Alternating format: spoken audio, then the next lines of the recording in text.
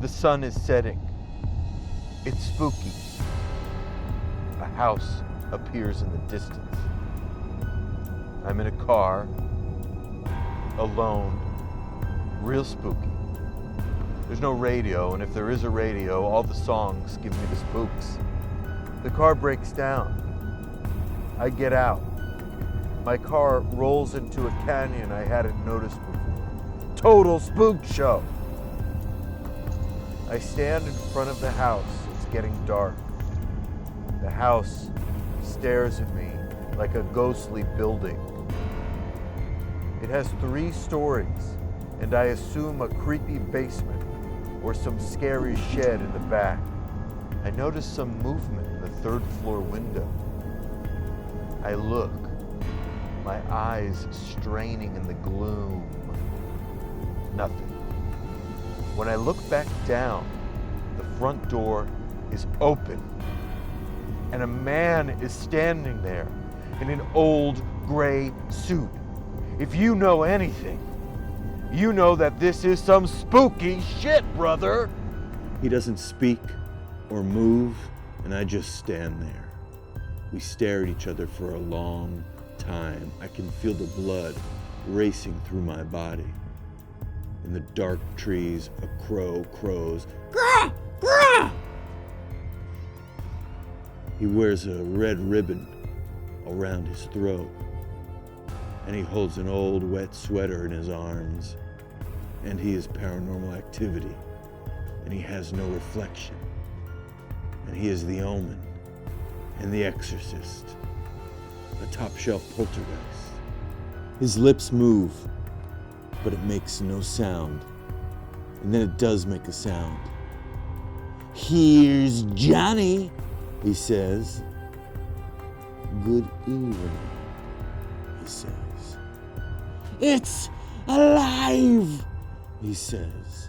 "They're here," he says. "1, 2, Freddy's coming for you," he says. He sings the Michael Myers theme song. And then he says, "Oh, behave." As if prodded by the devil's pitchfork, I approach him. I extend my hand to him. His hand is cold as ice. It's red hot. He has no hands. He has a monkey's paw. He has claw. He has knives for fingers.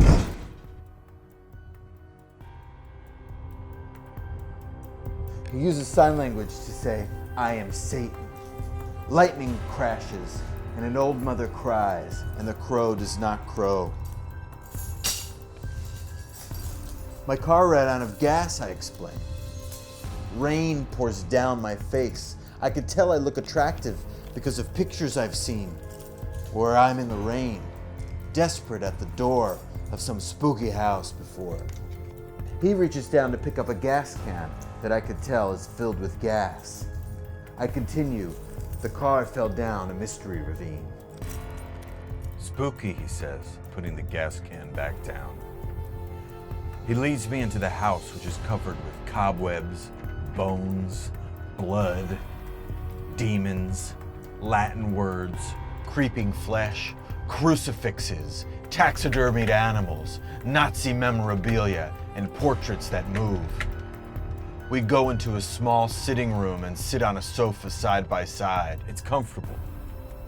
I can feel him reading my mind. "This sofa is from CB2, he says. Crate and Barrel's affordable modern home decor store. Affordable for who, I say? He laughs, and all of his bones shriek. He smells like death. Or maybe it's me. We're sitting so close it's hard to tell. I say, sorry about the smell. Oh, he says, I hadn't noticed. But I know he's being polite. The sky outside is dark, and inside it's even darker. I hear a baby babbling in the attic scarily. 20 or 30 bats fly into the room and perch on the mantle, chirping creepily and, of course, spookily. Am I alive or am I dead? I wonder. My ghoulish host sighs a banshee sigh He unties the ribbon around his throat. His head falls off and rolls into the foyer, clanking against the gas can. I rush to him. I pick up the head. We are both weeping. It's then that I feel a creepy and frightening hand grab my shoulder. I turn, and it is the headless body of the head I hold in my hands. My tears plopping into its own weeping eyes.